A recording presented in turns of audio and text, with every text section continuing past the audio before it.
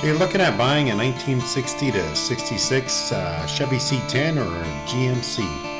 Well, I'll tell you what, it's a great choice. These things are on fire right now, popularity. Stick around and maybe I can share with you a couple things that I know about them. Hope it helps. Thanks for being here.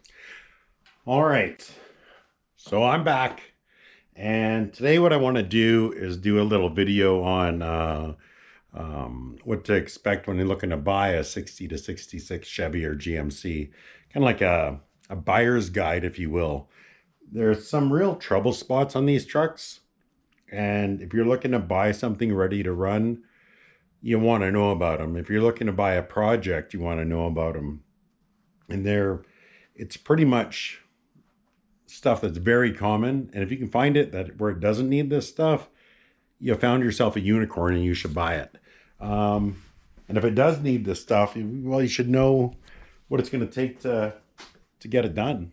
So first of all, I'm going to show you on the panel truck here, because I have this and it has a lot of the trouble spots. The number one spot on these trucks is these rockers. The outer rocker is usually pretty banged up.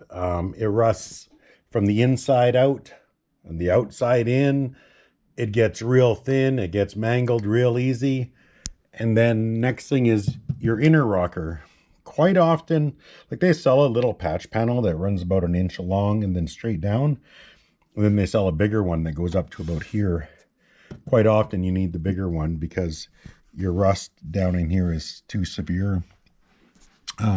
It's usually pretty bad up here in the toe boards as well. This one's not so bad, but usually they are pretty bad up in the toe boards. So you end up getting a floor pan, an inner rocker, an outer rocker. We'll come back to the doors in a minute. Let's go underneath and take a look. Yeah, you're gonna have to crawl under and take a look at these things. So under here, so this is our cab support, or sorry, this is our cab mount here. You can bet you're going to be replacing these because they're 56 plus years old, right? But this is a cab support here.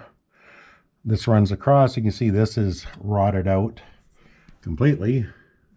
This is no good. This is not supporting any. All right. So our battery went dead, so I'll try and pick up where I was there. So this is the front cab support on the driver's side. And you can see this is supporting absolutely nothing. It's just along for the ride. It's just costing us gas money, to be honest, at this point. So this thing is trash. It needs to be replaced. Under here, you can see this is your inner rocker. And you can see how much rust there is there. She's shot. I could almost get away with just replacing this little one, but this, I guarantee you, is so thin that there's no sense. Like if you're keeping it, yeah, you just replace it. You would do yourself a favor. And this here is the rear support, and this one's pretty, well, it's not as bad. It's not good either. And here's your rear mount. I would just replace that. But this support across here seems okay. I'll leave that. I don't know, like down in the States, how bad the rust gets down there. But for us, it's basically here, and then it kind of shoots across the floor here, and then up into the toe boards up front here. Oh, this toe board's not too bad, though. That'll clean up. But that there is floor. That won't clean up. That's going to require a patch. These extensions here quite often need to be replaced. That one seems okay. And then on the back is under here, so we can't really see it. That's it for under here. And if you know what you're getting into, whatever. You know what I mean? Like, I know what I'm getting into. I've done this work before. I got a video out on it, on cab, inner rocker, outer rocker, the supports, the mounts, all that stuff. The doors, these are tricky little buggers.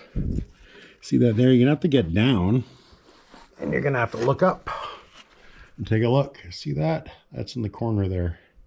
The door itself looks pretty damn good all the way along until you get to that corner. Now myself, I'll probably just end up repairing that. But, you know, not everybody wants to do that work. Not everybody can do that work.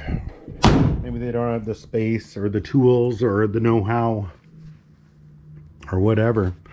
The bottom of these corners, they're quite typically rusted out. This door here actually it's got rust here and there. I just put a little filler in there for now because this thing's just going to be a little beater I bomb around in. This fender, I do have a video on this too.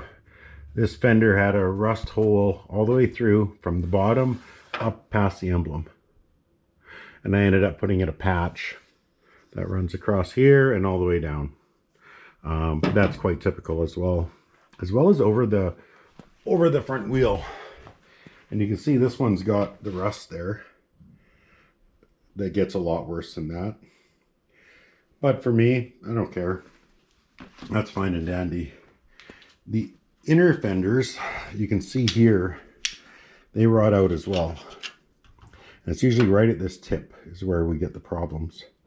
Right here, both sides, they just rot right out. Somebody was telling me that there's somebody out there that sells a patch panel for that. I haven't personally seen it. If you know where it is, maybe tell me in the comments. I'm not too sure. But that's another trouble spot.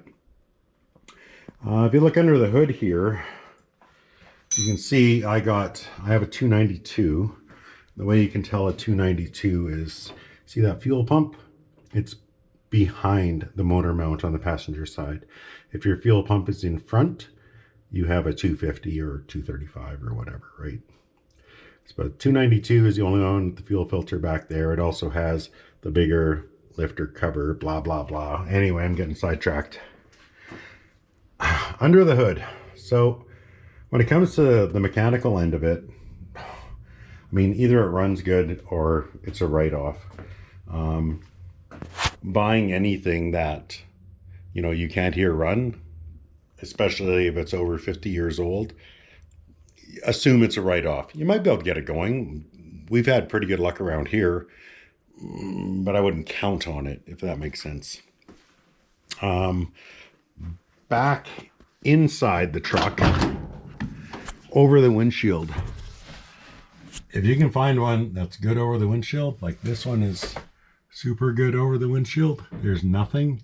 These are just, those are just marks where the visor hits. See that? That's all that is. If you can find over the windshield with no rust, you're doing really good. It's a big problem. This one's good all the way down, yeah. It's a big problem, and if you're not very well skilled, it's an expensive problem, and it's not one you really want to learn on. There's a lot of tricky cutting and welding and a lot of stuff going on, and it's in your face all the time, especially on the inside. What else can I tell you? As far as, you know, like glass and all that stuff goes, it's all available. So that's not a big deal.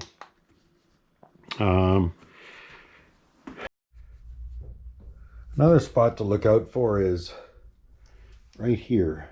This is the front of the fender. You can see it, it's all rotted away in there. This header support has the same issues in behind as well. They're usually not too bad, but it's a good spot to check.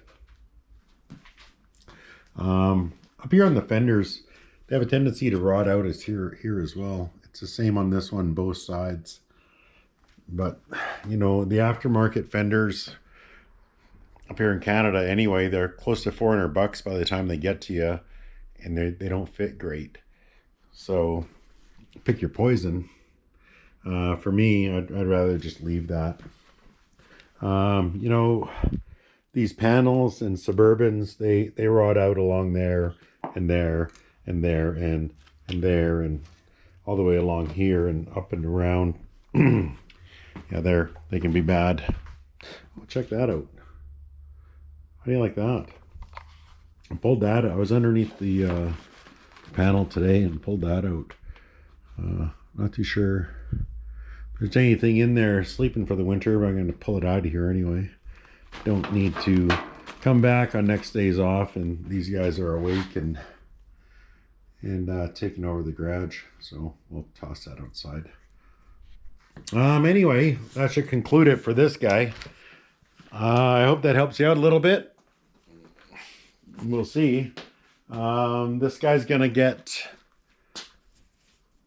put together this week. I know I promised you a video on that stuff, and it's super close.